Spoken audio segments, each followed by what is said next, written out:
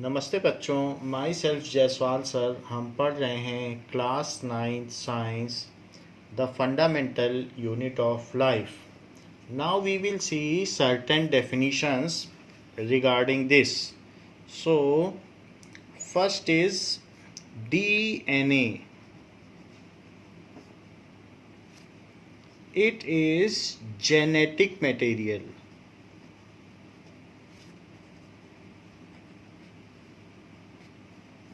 It is genetic material which transfer traits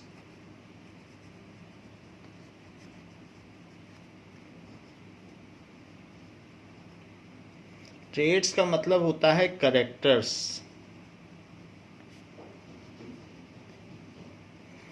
from parents to offspring. Offspring का मतलब बच्चे। From parents to offspring.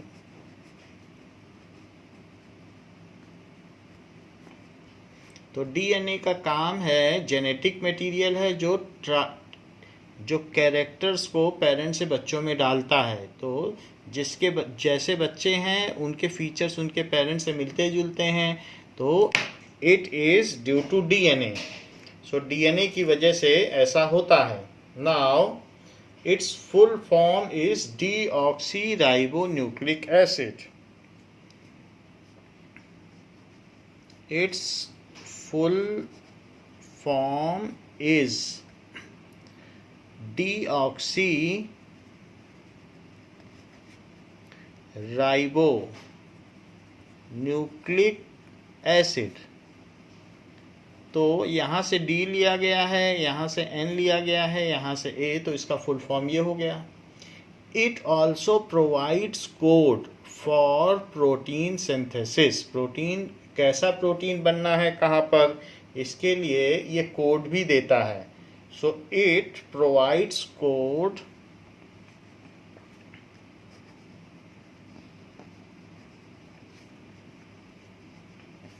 for protein synthesis.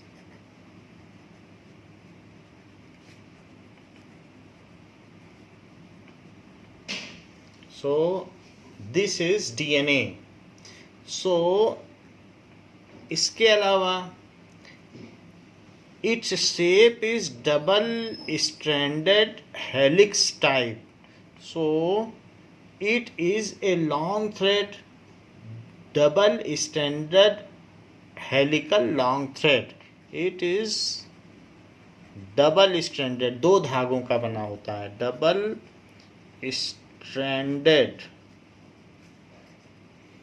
helix type long thread.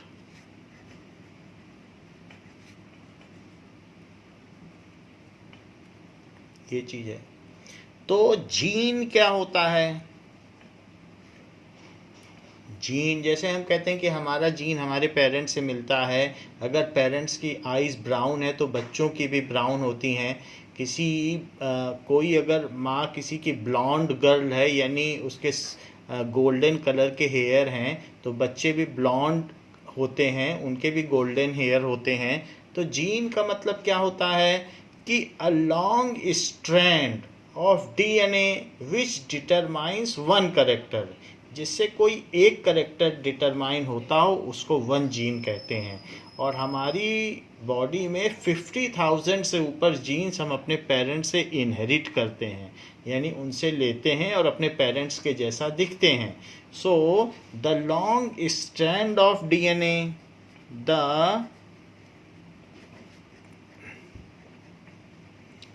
strand of DNA which determines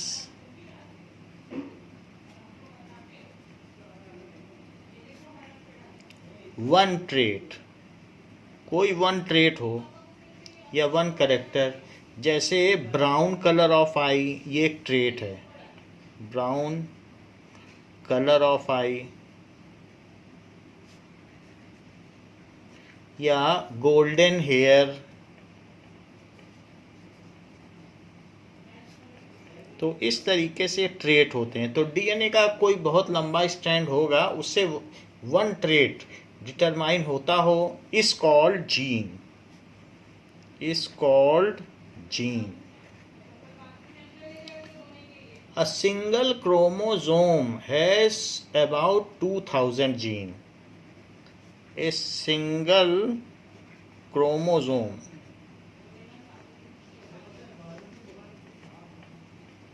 has about 2000 gene. ये gene है, chromosome के अलग अलग छोटे छोटे अगर स्ट्रैंड देख लिए जाएं तो क्रोमोसोम इस तरीके से होता है, तो इस तरीके से होता है ये। तो क्रोमोसोम अगर ऐसा है तो वो किससे मिलके बना हुआ है, तो हमको मालूम है कि ये आगे चल के डीएनए से मिलके बना है। ऐसे डीएनए से, डीएनए की मल्टी फोल्डिंग होती है तो इससे ये बनता है। तो ये डीएनए है जिसकी 4 बार फोल्डिंग होती है तब जाके बनता है। तो इसका अब अगर जैसे स्वेटर है उनका खोलते चले जाओ तो उनके धागे निकलेंगे, तो ये एक जीन हो गया। इसी तरीके से अलग अलग जीन होते हैं, सो उससे एक एक ट्रेट डिसाइड होता है। तो उसी के बगल में दूसरा जीन हो गया, उससे दूसरा ट्रेट डिसाइड होगा, क्योंकि वो लगातार उसको भी खोलोगे तो बहुत लंबा डीएनए का थ्रेड आएगा। और उसके बाद एक थर्ड जीन हो गया, तो इस तरीके से इससे थर्ड ट्रेट डिसाइड हो गया। So you can say gene, ये जो एक अलग स्ट्रिप है क्रोमोसोम में उसको जीन कहते हैं। तो ये जीन है जिसकी वजह से हम अपने पेरेंट्स से ट्रेट्स पाते हैं, तो इसलिए इसे जेनेटिक मटेरियल भी कहा गया है। So DNA is genetic material, क्योंकि जीन है, वो हम जीन पा रहे हैं अपने पेरेंट्स से, ट्रेट्स पा रहे हैं, तो इसलिए जीन कहा गया है। नाउ इसे हेरिडिटरी मटेरियल भी कहा जाता है। हेरिडिटरी मटेरियल का मतलब हम इसको अपने पेरेंट्स से उत्तराधिकार के तौर पर पाते हैं। We inherit from our parents, that's why ये। So what is chromosome?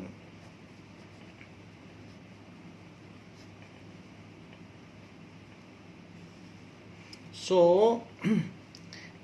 It is condensed form of DNA. जब डीएनए कंडेंस हो जाएगा, ये डीएनए है ना, ये जब कंडेंस हो जाएगा तो ये क्रोमोसोम है।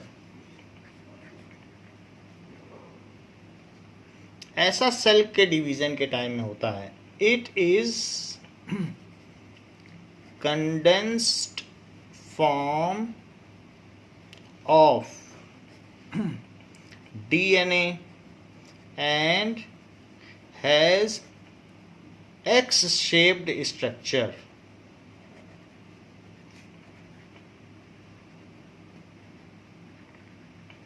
X-shaped structure होता है। It is hereditary material.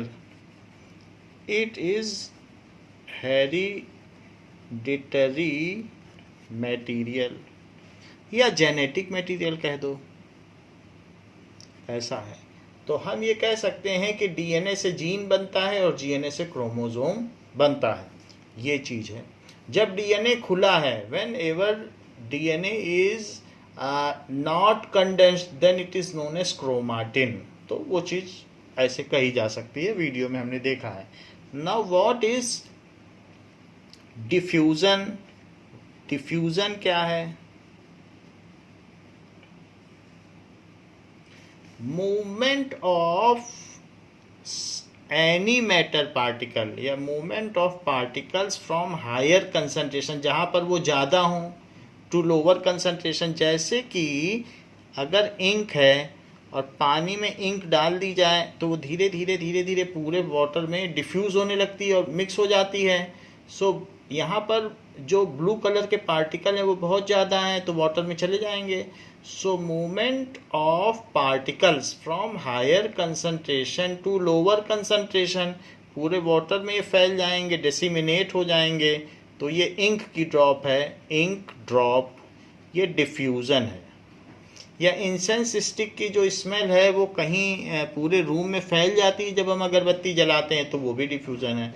So movement of particles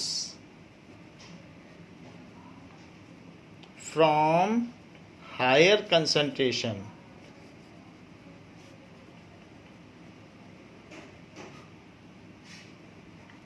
to lower concentration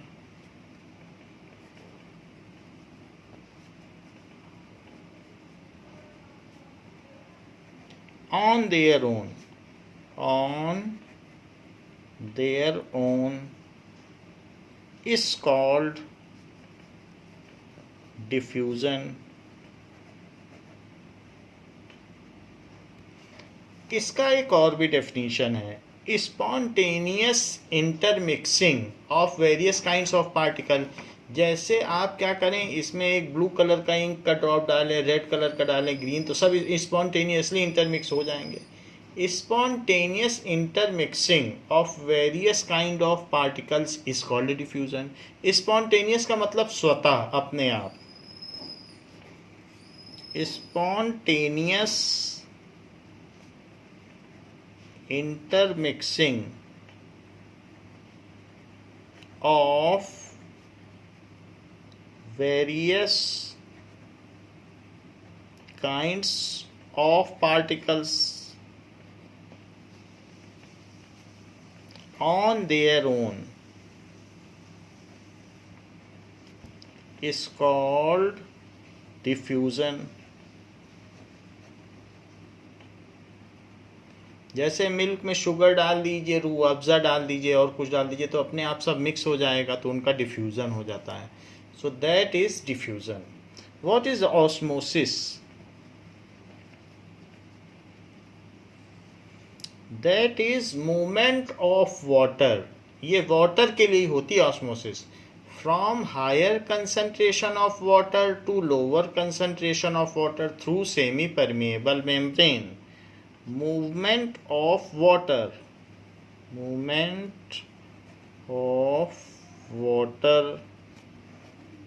from higher concentration of water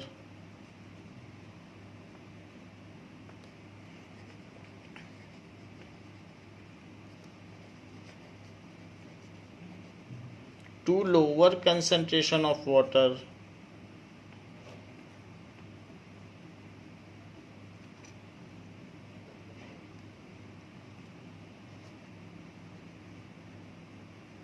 through semi permeable membrane। Through semi permeable membrane भी बोला जा सकता है और सेलेक्टिव परमिएबल मेम्ब्रेन, दोनों एक ही चीज है। थ्रू सेमी परमिएबल मेम्ब्रेन या सेलेक्टिवली परमिएबल मेम्ब्रेन।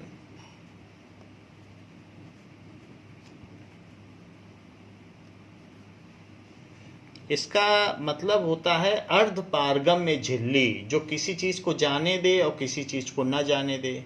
तो अर्ध पारगम्य, पारगम्यता का मतलब उसके पार चीजें जा सकें। So is called osmosis.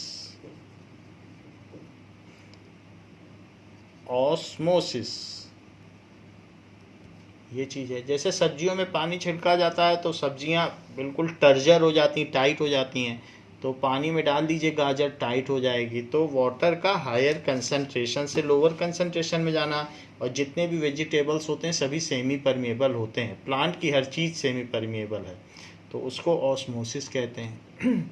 अब जरा देखें, what is semi permeable membrane?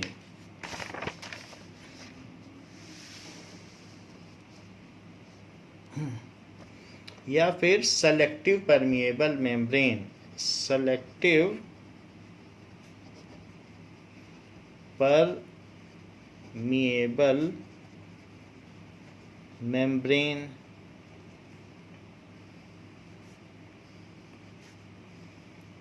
that is a plasma membrane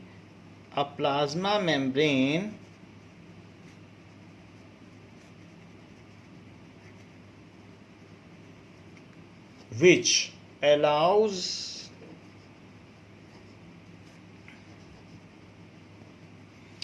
certain materials to pass through it, या certain substance says to pass through it.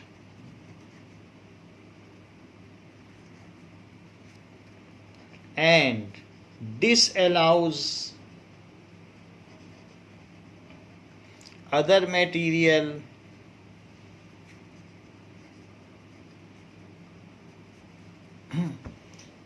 is called selective permeable membrane. Selective permeable membrane.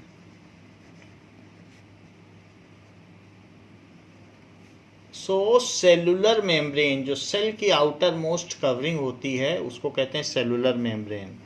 Cellular membrane और जितने भी organelles हैं उसके अंदर की भी जो कवरिंग होगी वो भी सेमी परमिएबल है. Is selective permeable membrane.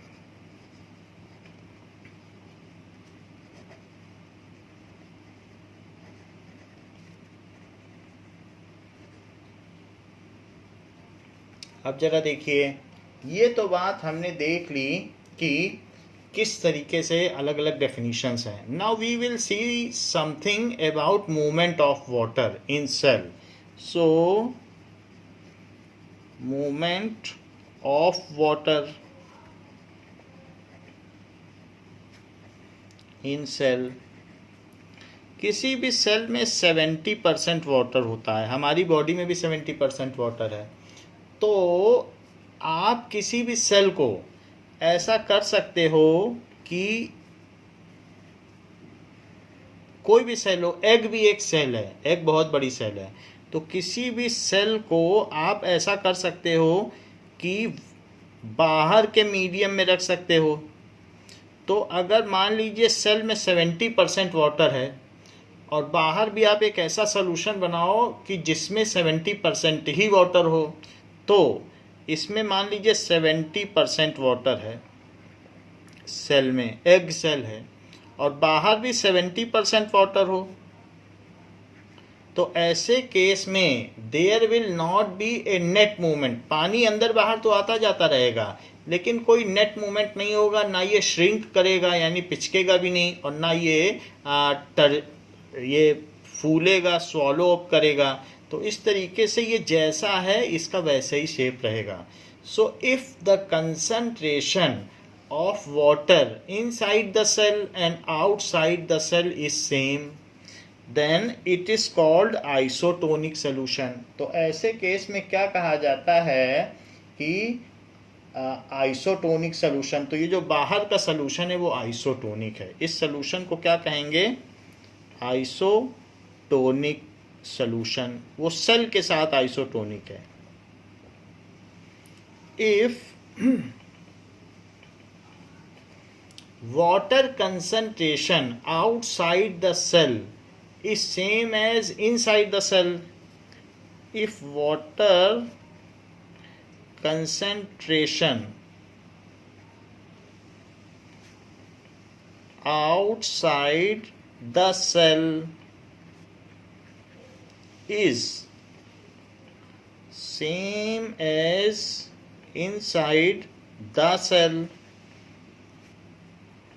then the solution in which cell is kept, ये cell है, the solution in which cell is kept, that solution is called isotonic solution. Then there is no net movement of water takes place. जब अंदर और बाहर एक जैसे ही water की concentration या जल की सांद्रता हो गई, तो फिर जल का कुछ भी अंदर से बाहर या बाहर से वैसे तो मूव करता रहेगा, लेकिन नेट मूवमेंट नहीं होगा. Then there is no net movement of water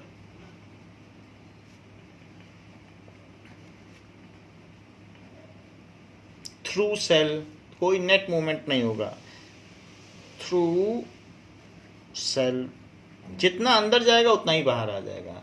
And in such case the solution, जिस solution में ये रखी गई है cell, Such solutions are called isotonic solutions. Such solutions are called isotonic solution. Isotonic solution.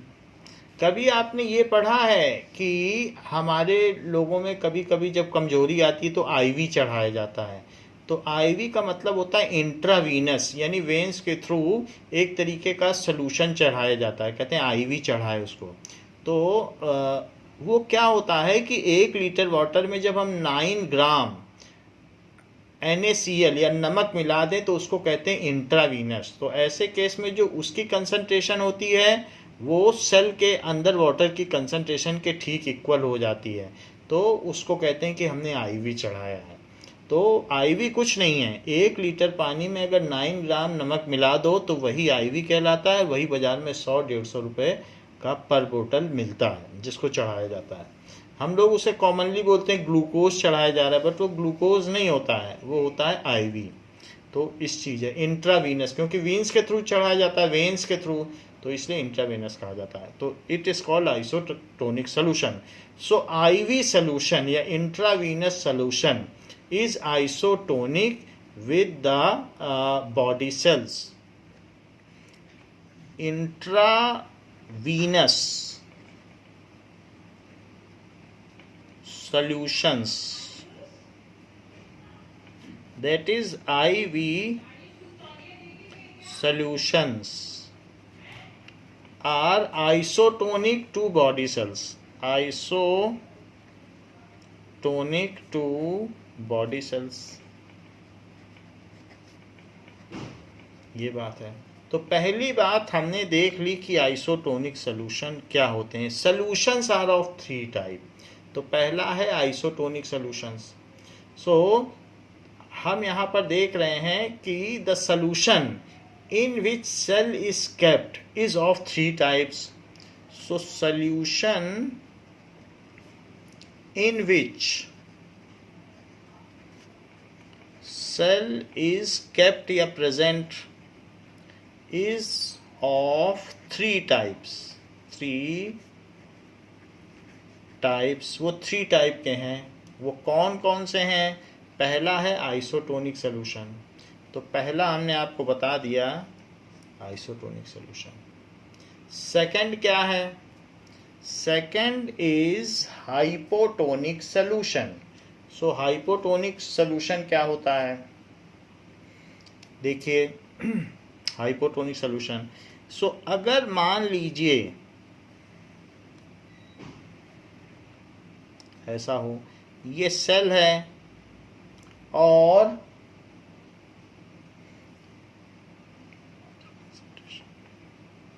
इस तरीके से, तो अगर मान लें कि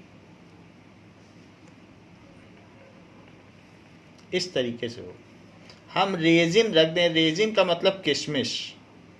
तो किशमिश में तो अंदर शुगर ज़्यादा होती है, तो और बाहर वाटर है, तो किशमिश के अंदर तो बहुत थोड़ा पानी होगा. किशमिश के अंदर बिल्कुल पानी तो सूख गया है, तो ये रेजिन है. रेजिन में कितना % वाटर होगा? 10% वाटर होगा. बाकी तो सब शुगर ही शुगर है. किशमिश खाओ आप, उसमें शुगर ही है पूरा. और बाहर आप उसको ऐसे पानी में रख दें जहाँ 100% वाटर हो. तो यहाँ 100% वाटर है पूरे प्योर पानी में. तो ऐसे केस में ये धीरे धीरे वाटर अंदर चला जाएगा, क्योंकि वाटर तो हायर कंसंट्रेशन से लोअर कंसंट्रेशन में मूव करता है. और ये सेमी परमेबल मेम्ब्रेन है. कोई फ्रूट हो या कोई वेजिटेबल हो तो उसकी मेम्ब्रेन सेमी परमेबल है. तो इसमें क्या हो जाएगा? It swells up. ये क्या हो जाएगा? रेजिन, अंगूर बन जाएगा. स्वेल्स अप, इसको कहते हैं हीमोलिसिस. जो इसका स्वेलिंग है उसको कहते हैं हीमोलिसिस. और ये जो आउटर सोल्यूशन है उसकी कंसंट्रेशन ज़्यादा थी, तो इसलिए इसको कहेंगे hypotonic solution.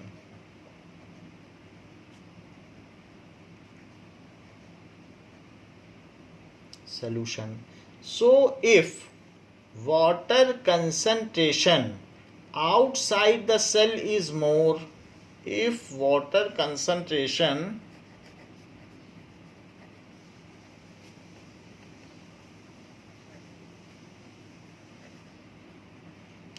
outside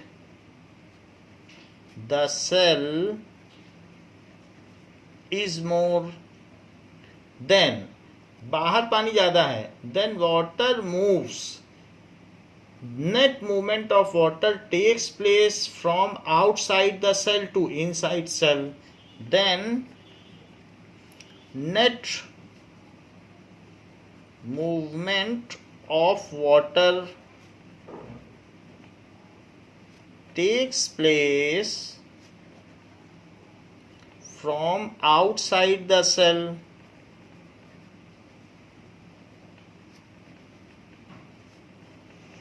to inside cell. ऐसे होता है, पानी अंदर चला जाएगा. एंड ऐसा होता है, एंड सेल स्वेल्स अप, जैसे ही किशमिश था अंगूर बन गया, and cell swells up.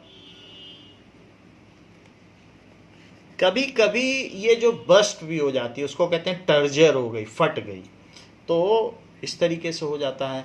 So now the solution is called hypotonic solution and swelling of cell is called hemolysis. The solution outside the cell is called hypotonic solution. जो उसके बाहर solution है उसको कहेंगे hypotonic solution. So solution outside the cell is called hypotonic solution.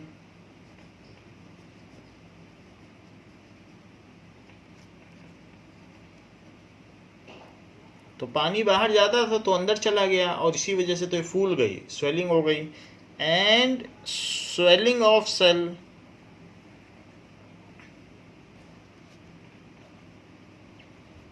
is called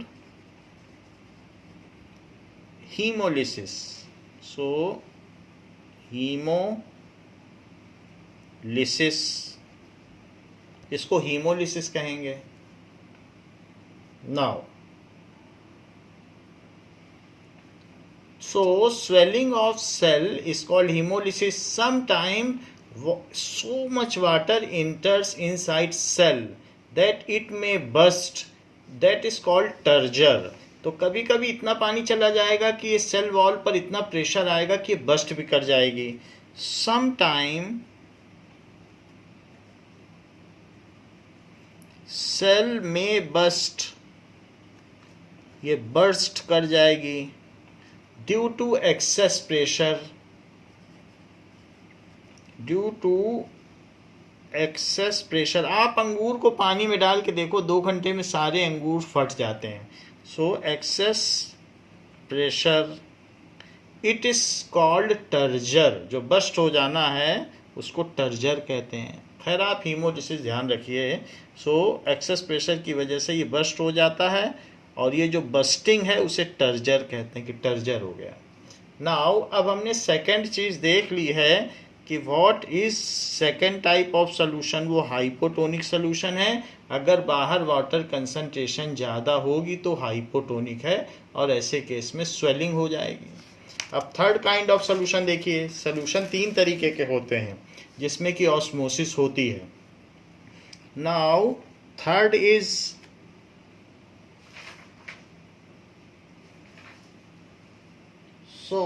ये जो हमने next देखा वो हाइपोटोनिक था. अब थर्ड देखिए, this is hypertonic solution.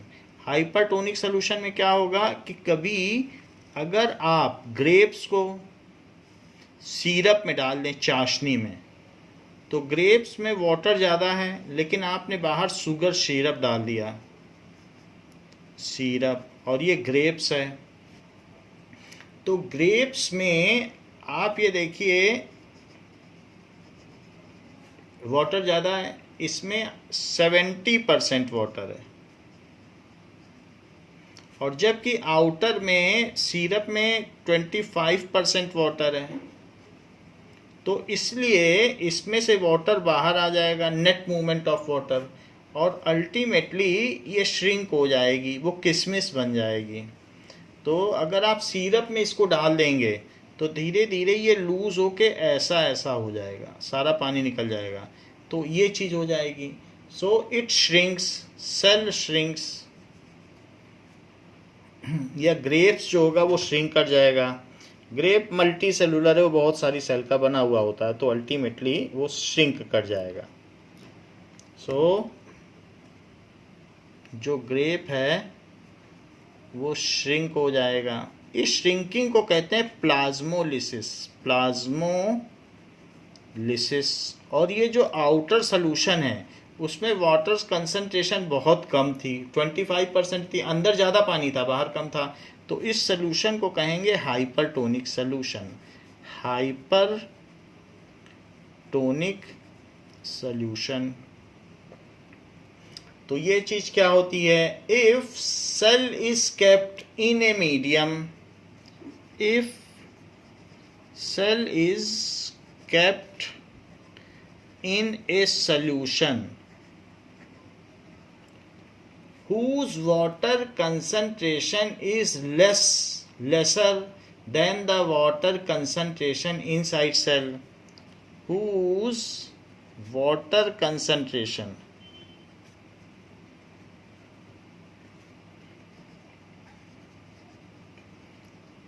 is lesser than the water concentration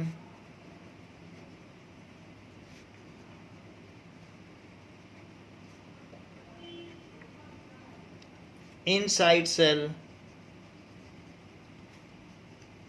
तो हम जानते हैं जहाँ पानी ज़्यादा होगा वहीं से मूव करेगा, तो अंदर 70% वाटर है और बाहर 25% है, तो अंदर से बाहर आएगा और वो पिचक जाएगी, श्रिंक हो जाएगी। तो इस तरीके से, यही तो ऑस्मोसिस है। ऑस्मोसिस में पानी ज़्यादा कंसंट्रेशन से कम कंसंट्रेशन की ओर जाता है। तो इस तरीके से then such solutions are called hypertonic solution, then such solutions are called hypertonic solution।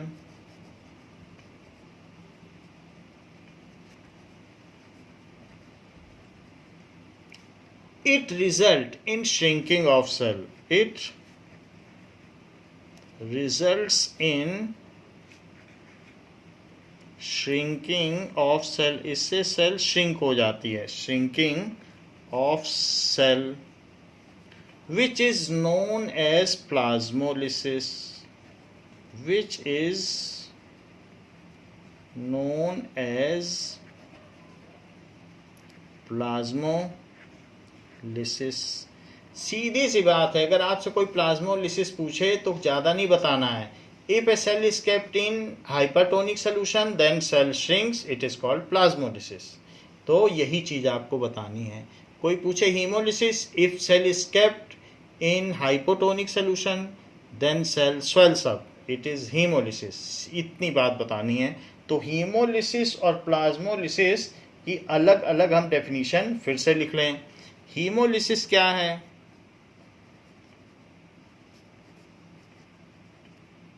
सो ये तो हमारा सी पार्ट कंप्लीट हो गया। Now this is next topic, hemolysis definition। If cell is kept in hypotonic solution,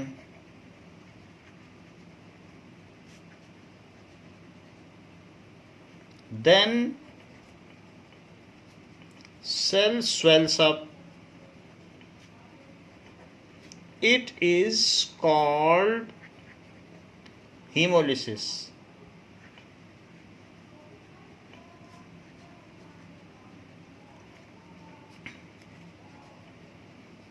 Plasmolysis, if cell is kept in hypertonic solution. Hypertonic solution, cell shrinks. It is called plasmolysis.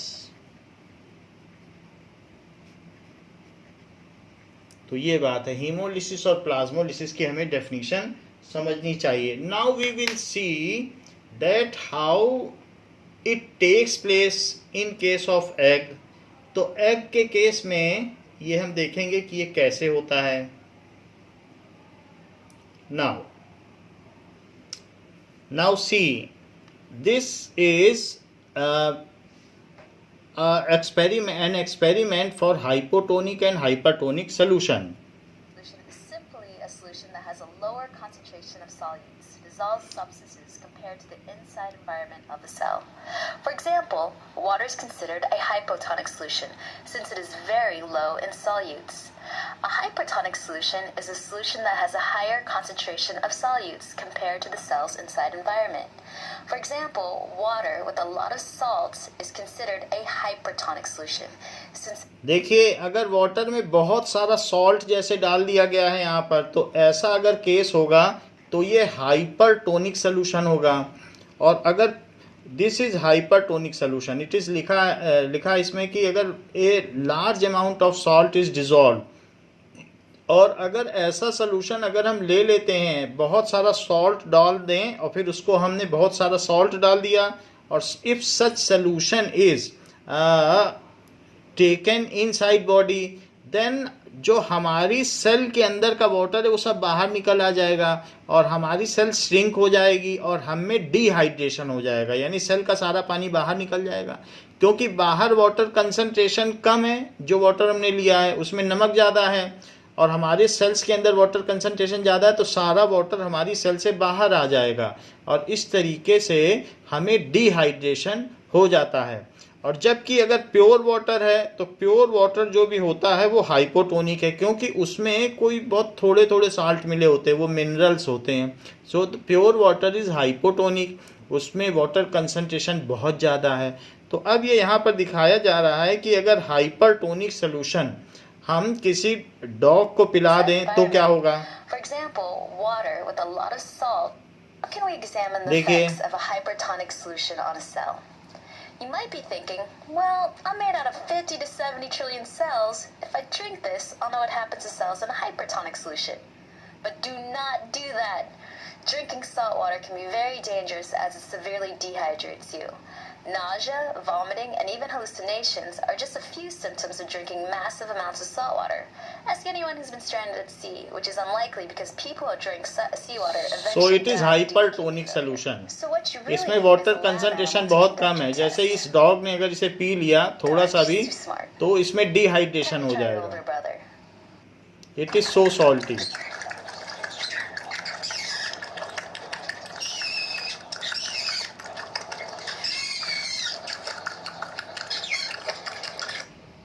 Well, that was a and bad it is experiment. Dog is There's a better way dehydrated. to test how तो ऐसा cell दिखाया reacts गया when है. it's in a hypertonic solution. Now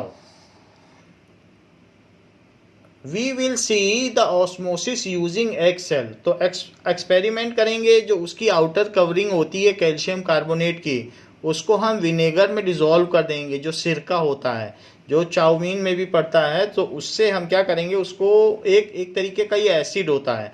तो हम अगर egg cell को, egg एक सेल है, उसको हम विनेगर में डालेंगे तो उसकी आउटर कवरिंग चली जाएगी. ये देखिए, Some eggs, like chicken eggs, are surrounded by a hard outer membrane, which protects the semi-permeable inner membrane. This membrane is इसमें semi permeable semi-permeable because it membrane allows दिखाई गई है. substances this to is leave semi and some permeable substances membrane, to enter. In particular, the semi-permeable and this is membrane calcium allows water to carbonate. enter जो leave the ऊपर का cell, shell है but large वो calcium molecules like carbonate है, salt और ये or semi sugar are permeable too big membrane to है. pass through. The question is, how can we examine the semi-permeable qualities of this inner membrane with the hard eggshell in the way? सो सबसे पहले हम इसको vinegar में रखेंगे. Dissolve the outer shell by placing an egg in vinegar. Vinegar has a chemical called acetic acid. Eggshells contain calcium carbonate.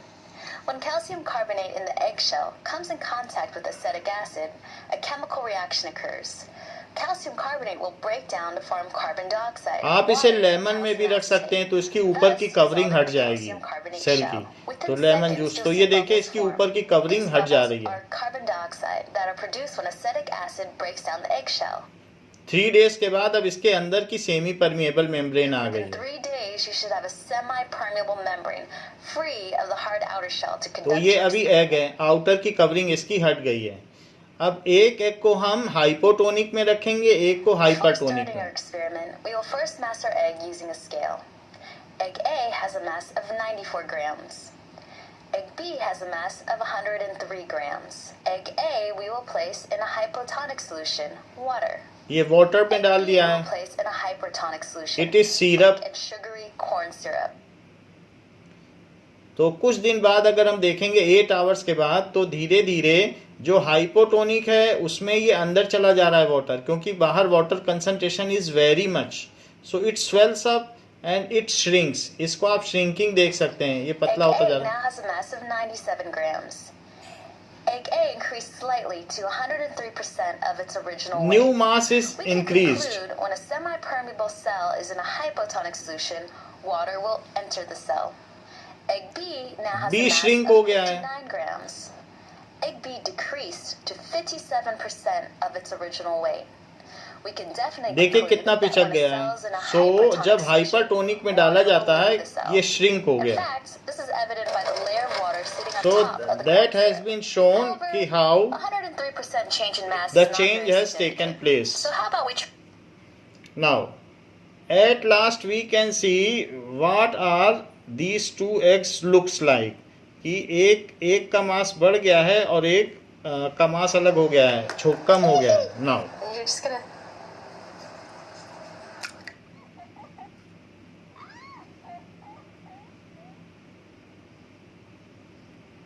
okay, so in this way we have seen how the cell kept in hypotonic solution and hypertonic solution behaves. ये सारी चीजें हमने देखी। Now unicellular freshwater organism and most plant cell tend to gain water through osmosis. जो भी fresh water में amoeba रहेगा, paramecium रहेगा, या प्लांट्स जो रहते हैं वाटर में, तो वो ऑस्मोसिस से ही वाटर लेते हैं। And water is taken through osmosis and gaseous exchange takes place through diffusion. So plasma membrane is flexible and it is, ये जो है फ्लेक्सिबल है और ये प्रोटीन एंड लिपिड की बनी हुई है, इसलिए प्लाज्मा मेम्ब्रेन जैसे आपने एग में देखा ये स्वॉलो भी हो गई, थोड़ी बढ़ भी गई है, तो ये स्वेल सब भी हो सकती है, तो ये फ्लेक्सिबल होती है। Now we will solve some in-text questions.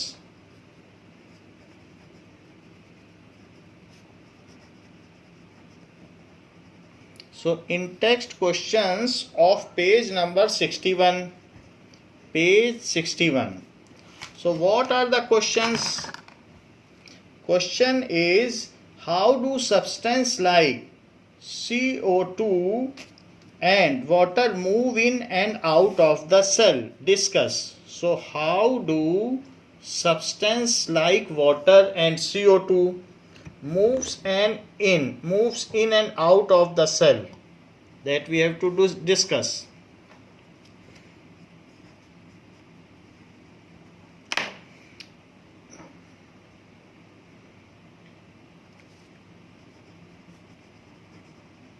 Substance like CO2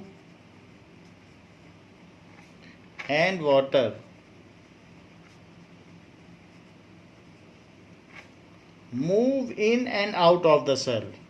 Move in and out of the cell.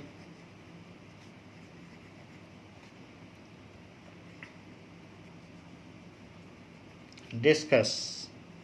Now,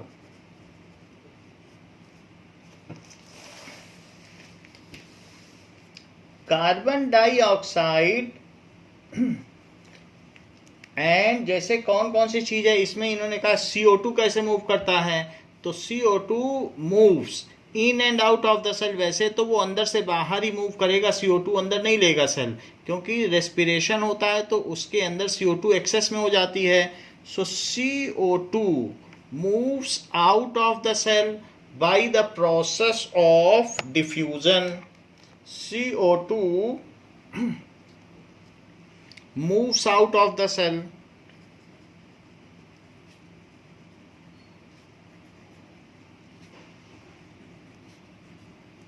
by the process of diffusion. So this is the first thing कि CO2 कैसे move करता है, ये diffusion के through move करता है। And how water moves,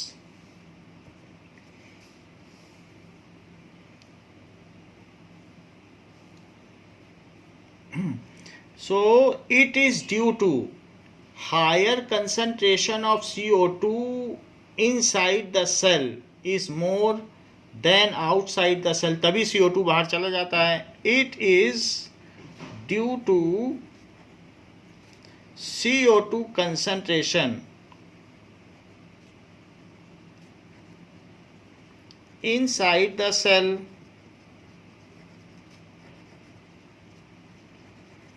is higher than outside, so it diffuses out। इसलिए CO2 क्या करती है, so it diffuses out of the cell। अब दूसरी बात की गई है कि वाटर कैसे मूव करता है, तो water moves in and out of the cell through the process of osmosis। Water moves in and out of the cell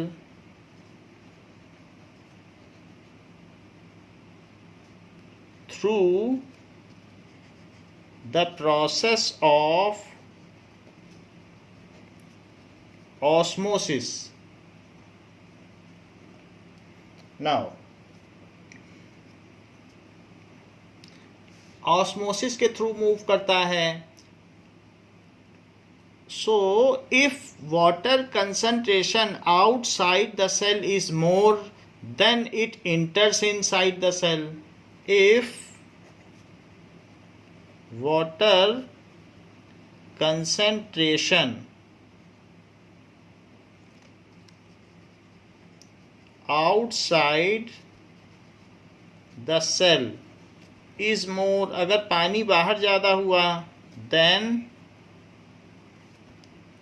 water moves in, तो वाटर अंदर चला आएगा। And if water concentration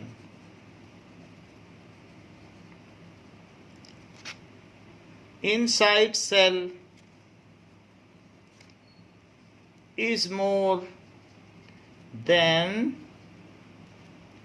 it moves out through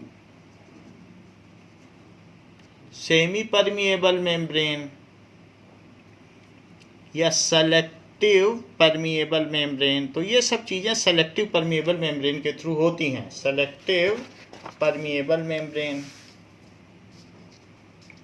अगर पानी बाहर ज़्यादा है तो अंदर आ जाएगा, अंदर ज़्यादा है तो बाहर चला जाएगा। Selective permeable membrane. Next is why is plasma membrane called a selective permeable membrane. Second question पूछा गया है कि why is plasma membrane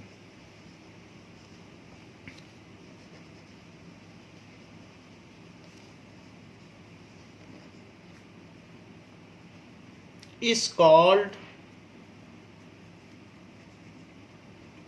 a selective permeable membrane.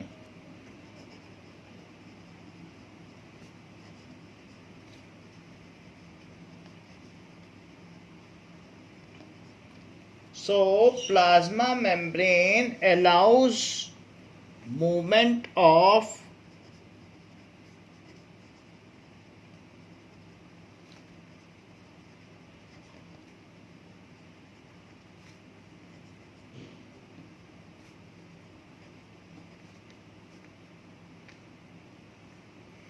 plasma membrane allows only movement of selected particles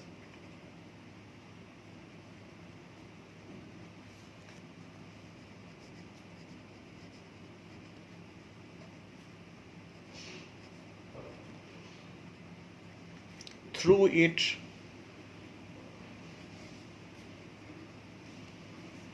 So it is called selective permeable membrane.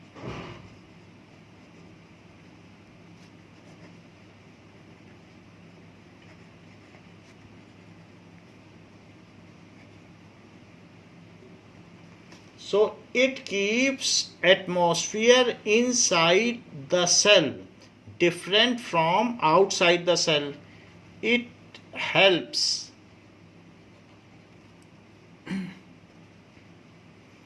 keeping atmosphere inside the cell.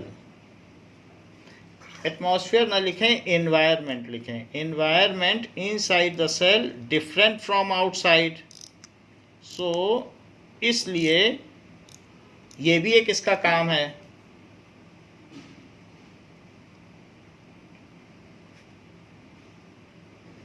Environment inside the cell different from outside the cell.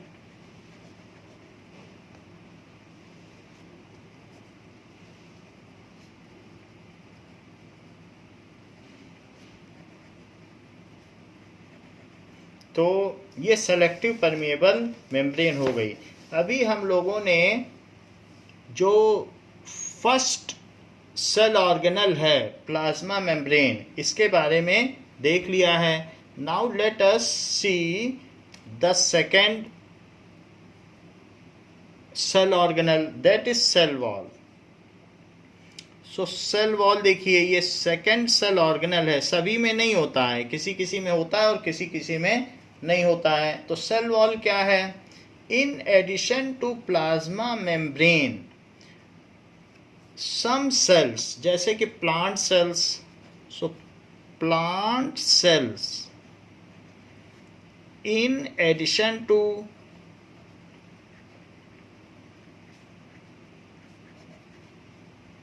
plasma membrane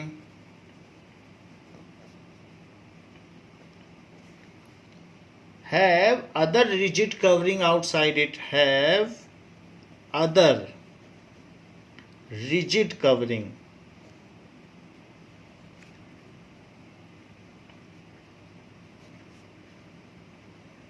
outside it. It is called cell wall. It is called cell wall.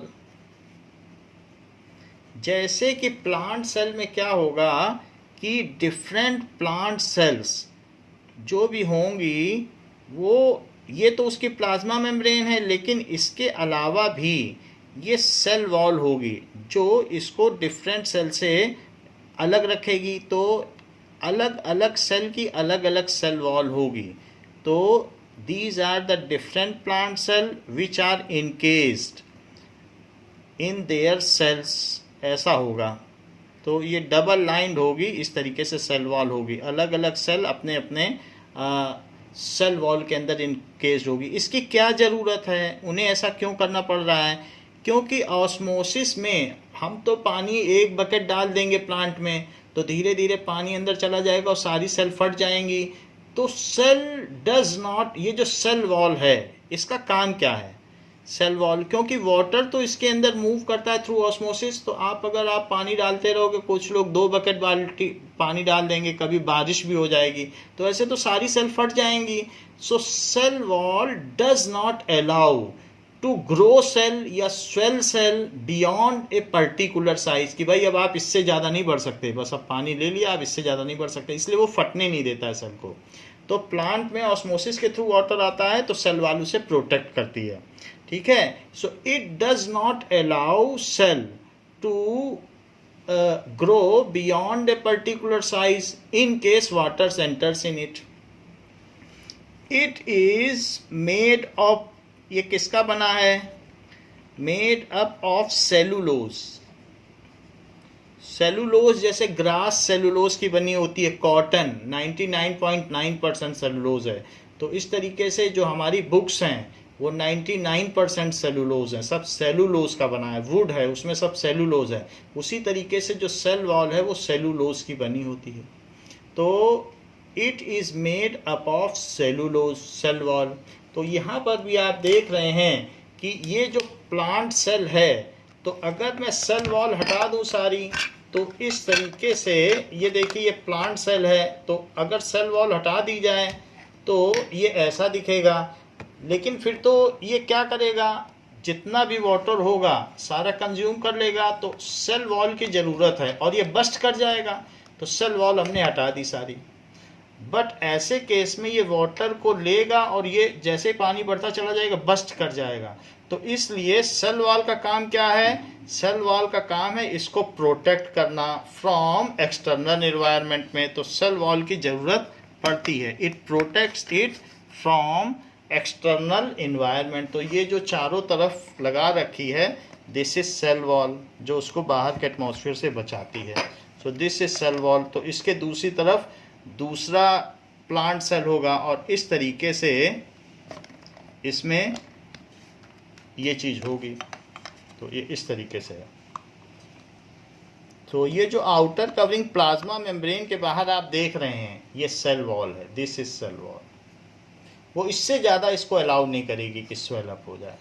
तो बात बताई गई कि ये किसकी बनी होती है? It is made of cellulose, it is made of cellulose. और इसका काम क्या है सेल वॉल का? सेल वॉल का काम है देखिए ये जो सेलुलोज है ये कॉम्प्लेक्स सब्सटेंस है which is also carbohydrate. Carbohydrate carbon, oxygen और हाइड्रोजन का बना होता है। तो cellulose is a complex substance. Cellulose is complex substance, ठीक है, ऑफ द कैटेगरी कार्बोहाइड्रेट। तो ये कॉम्प्लेक्स सब्सटेंस है and gives structural strength to plant. And plant में सेलुलोज की वजह से ही उसमें कितनी रिजिडिटी होती है। 100 मीटर के ऊंचे प्लांट्स होते हैं और कितने रिजिड होते हैं। प्लांट्स में इतनी स्ट्रेंथ है कि आप उसके पिलर पर लाल किला खड़ा है, लाल किले के बेस पे भी वुड है। तो आप समझ सकते हैं कि ये मकान में कितना जगह वुड का स्ट्रक्चर खड़ा होता है। तो प्लांट को भी ये रिजिड रखता है। So and it gives structural strength to plant, and it gives structural strength to plant.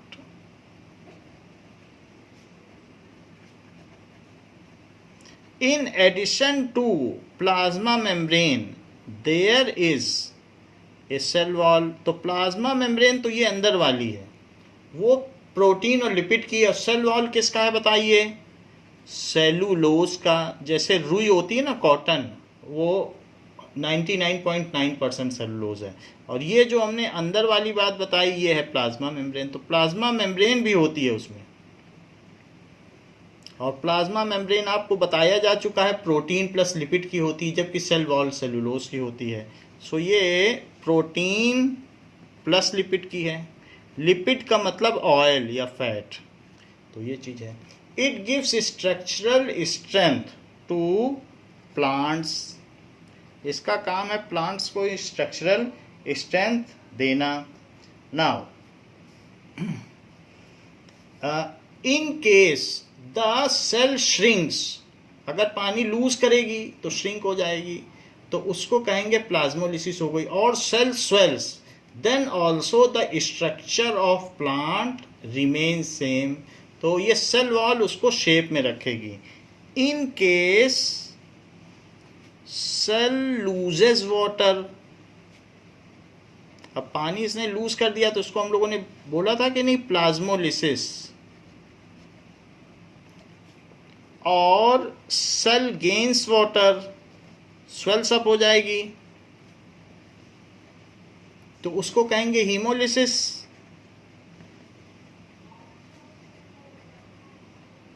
ठीक है। Cell size can not go beyond cell wall, cell size can not go beyond cell wall, so it helps the cell to survive in both the condition, तो cell को ये survive करती है। Now ये तो बात हो गई, it helps cell to survive in both condition. कभी आपने मशरूम या फंगी की सब्जी खाई है, तो मशरूम की भी सब्जी मिलती है, उसको भी अगर आप तोड़ेंगे तो टक से टूट जाएगा। जैसे प्लांट्स में लौकी है या गाजर टक से टूट जाती है, तो सेल वॉल की वजह से ही टूटती है, क्योंकि वो उसको रिजिडिटी देता है, फ्लेक्सिबल नहीं है। तो इसी तरीके से बताया गया है कि in the similar manner fungi and bacteria, bacteria में भी सेल वॉल होती है, they also have cell walls. Fungi में मशरूम है, मशरूम, और उसमें सेल वॉल होती है। So fungi and bacteria also have cell wall. उनकी सेल वॉल अलग तरीके की होती है, वो काइटिन की बनी होती है, तो वो भी शुगरी सब्सटेंस है। जैसे ये है, यहाँ पर हमने देखा कि कॉम्प्लेक्स सब्सटेंस है सेलुलोज, तो उसी तरीके से उसकी भी होती है, made of chitin, made of chitin, that is sugar ही है, कॉम्प्लेक्स शुगर। लेकिन अगर आपसे कोई पूछे कि सेल वॉल किस में होती है, तो कह देना बैक्टीरिया में होती है, फंगी में होती है और प्लांट्स में होती है, सीधी सी बात। ये ना भी याद रहे तो आप इतना कह दें। और प्लांट्स में सेलुलोज याद रहना चाहिए कि प्लांट्स की सेल वॉल सेलुलोज की होती है, उसमें मार्क्स कट जाएंगे। तो प्लांट्स की सेल वॉल किसकी बनी होती है, ये जरूरी है। Now so in this way it helps in survival of plants and keeps it rigid. ये सारी बात हो गई। तो हम लोगों ने इस क्लास में दो चीज़ें देखी कि प्लाज्मा मेम्ब्रेन कैसी होती है, और साथ में ये देखा सेकंड सेल ऑर्गेनल की सेल वॉल क्या चीज़ होती है और इसका क्या काम है। इसके आगे के सेल ऑर्गेनल्स के बारे में हम नेक्स्ट क्लास में देखेंगे। थैंक यू बच्चों।